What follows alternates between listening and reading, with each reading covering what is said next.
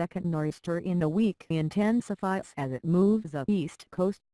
CNN intense bands of snow whipped parts of the Northeast on Wednesday, threatening dangerous driving conditions and more power outages as the second nor'easter in a week crept up the storm-weary East Coast. About 38 million people from New Jersey to Maine were under winter storm warnings and watches, just days after last weekend's deadly bomb cyclone. More than 2,600 flights were cancelled, according to FlyAware. Snowfall rates of 1 to 3 inches an hour were reported in much of New Jersey, the New York City area and parts of southern New England, the National Weather Service said. By late Wednesday afternoon, parts of northern New Jersey and Connecticut and New York had recorded an 11 inches of snow, the National Weather Service reported.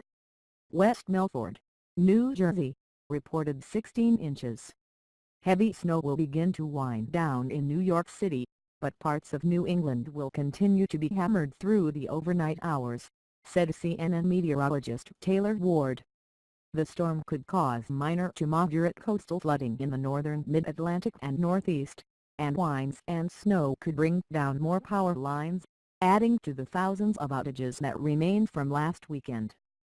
Parts of New York and New England will continue to see snowfall at rates of 1 to 3 inches per hour into the overnight hours, forecasters said. Massachusetts Governor Charlie Baker urged residents to use caution. Everyone should expect a long and challenging commute this evening, Baker said. Stay off the roads during the height of the storms this afternoon if you can. The storm is expected to pack wind gusts of 30 to 50 miles per hour.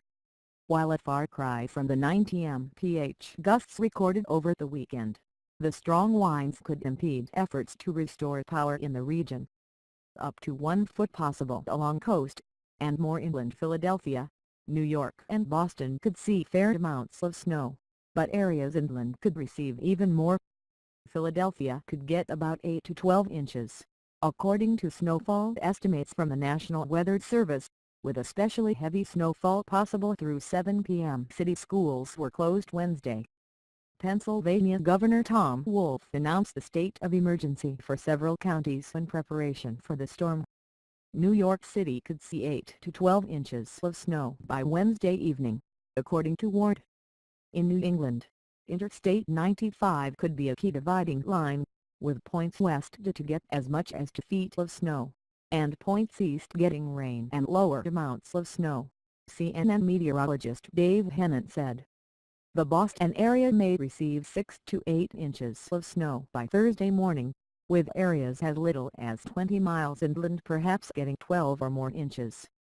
But if the rain/snow line moves farther east, Boston's snow accumulation would rise. Boston Mayor Marty Walsh announced public schools will be closed on Thursday.